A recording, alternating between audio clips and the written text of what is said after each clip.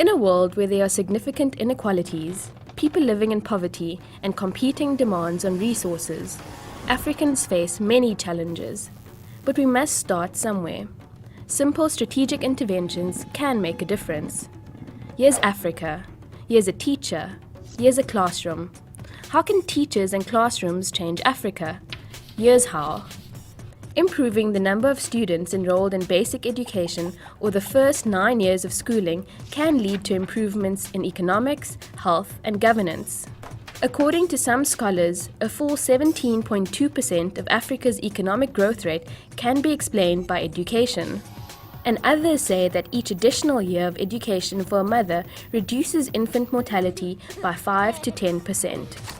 While funding education is a positive investment for both economic growth and human development, it takes between 25 to 45 years to realize the benefits, because educated children need time to mature into productive adults. More than 20% of African countries have already attained primary completion rates of 95%. Countries such as Burundi, Mali, and Swaziland have increased student enrollment in primary school by 1.7 percentage points per year.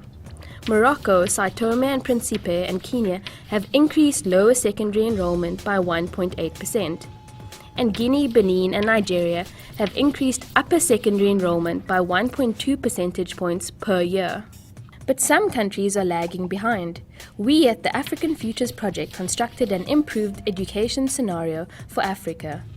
Using the International Futures Model, we increased enrollment and completion rates for all African countries according to best practice examples.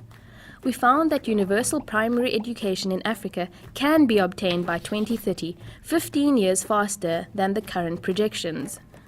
This improvement will lead to 3.5 million fewer undernourished children, 60 million fewer people living on less than $1.25 a day, and 28 million fewer years of life lost to poor health.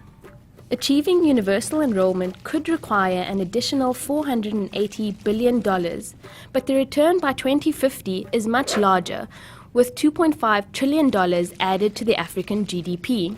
Improving enrollment and completion is a good start, but over time, more attention will need to be devoted to educational quality. Only then will Africa build a truly educated, productive citizenry.